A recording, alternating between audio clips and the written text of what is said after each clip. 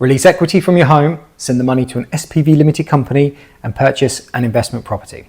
Hi, I'm Jonathan. I founded SPV Mortgages and the Bap Platform. In today's video, I'm going to walk you through exactly how to release equity from your home to invest in property. And stay tuned because in part 2, I'm going to outline a completely different way to do this. So step 1 is establishing the value of your property. You can do this in a couple of ways. One, you can log into your lender's mortgage account, check the index value that they provide, and then second, you can speak to estate agents and get a free valuation.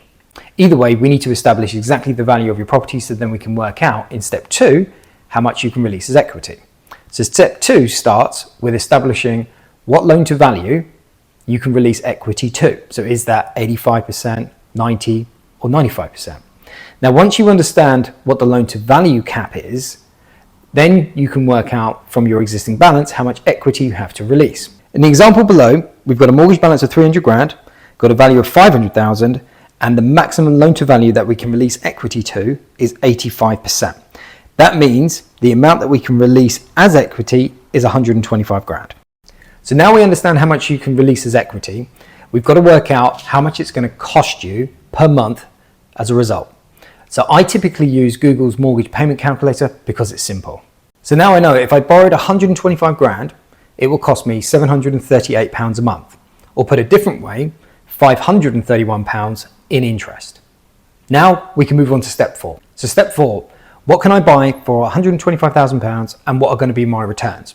Now there's 2 ways to do that. You can do this the simple way, or you can do this the long and more complicated way. So let's start with the long, complicated way. First, you need to work out the deposit requirement on the property that you're looking to purchase. Now, because the amount that you can borrow is directly linked to the amount of rental income generated from the property, you would have to speak to a number of different estate agents once you've shortlisted a number of properties, get the rents, and then send those rents to your specialist broker for them to calculate the lender's rental stress tests. So this is the formula that lenders use to calculate how much you can borrow. They will then send you a list of all of the amounts that you can borrow given the rental incomes on those specific properties. After that, you need to take the difference between the loan amount and the purchase price. That will be your deposit. Add into that stamp duty, broker fees, solicitor fees, any upfront mortgage fees. Then what you need to do is work out from the rental income what your net cash return is. So you're going to have to apply expenses, you're going to have to apply corporation tax, and then you will get to your net cash flow. Now, keep in mind, by the time you've crunched all of these numbers on a spreadsheet, more than likely the market would have moved and the products that your broker had quoted previously may not be available. So I did say it was going to be long and complicated. Let me now show you what property investors are now doing to uncomplicate that process. So here is the Bap Platform. All I'm going to do is input the location. So I'm based near Southampton, so I'm just going to pop that in. I'm going to put in 125,000. I'm going to click search, and here you can see a list of all of the properties that I can buy based on 125,000 with all of the data points automatically calculated for me. Let me show you this in a bit more detail. So if I click into a listing, scroll down, I can see the top 10 mortgage deals in a 75% loan to value category.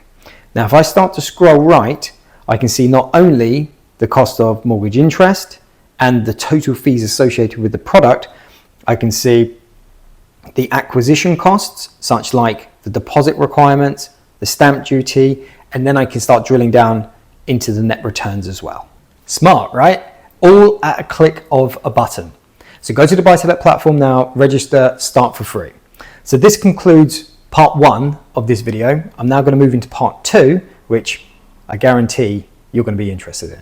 So now what we're doing is adding an additional layer into your strategy. So instead of releasing the equity from your home and moving that money to an SPV limited company, what we're doing is releasing the equity, we're adding value to your home, we're then releasing that value, then moving the money to the SPV, and then investing in property. So let's look at the numbers. We have a mortgage balance of £300,000, a value of £500,000, and a max loan to value of 85%. So that means, once again, that we can release £125,000. Now, if I use that £125,000 and upgrade or extend my existing home, my new home value is now £700,000. So let's work on the basis that you want to carry out works to the property under permitted development rights, which means that you can extend downstairs by up to 4 meters, not exceeding 50% of the existing floor space, and you can build a dormer in the loft to create a new bedroom and a new bathroom. Once you've done that, you've managed to move the needle from £500,000 in value to £700,000 in value, which means that for every pound that you've spent, you've created £1.60 worth of value. Not bad. So now what we need to do is we need to look at these new figures and work out how much equity you can now release in order to start funding your property investment purchases. Okay, so now we've moved the needle from 300,000 to 425,000. So the original balance was 300. We've released 125, meaning that the existing balance is 425,000. But the value of our home is now £700,000, which means that the maximum amount that we can now borrow on that value is £595,000. That means that we can release £170,000 instead of the £125,000 that we released previously. So what you now have is a larger property, perhaps a property that meets your family's needs for the next 5 to 10 years. You haven't needed to pay any stamp duty in order to get or acquire this larger property. And on top of that, you now can release more equity in order to start your property investment journey. So in conclusion, if you're borrowing money from your home to invest in property, ideally, you want that property to have a net profit which is equal to or as close to the interest payment on that additional amount that you've taken from your home. That way, it's a win-win. So the profits coming to the SPV are sufficient to cover the additional interest that you're paying personally.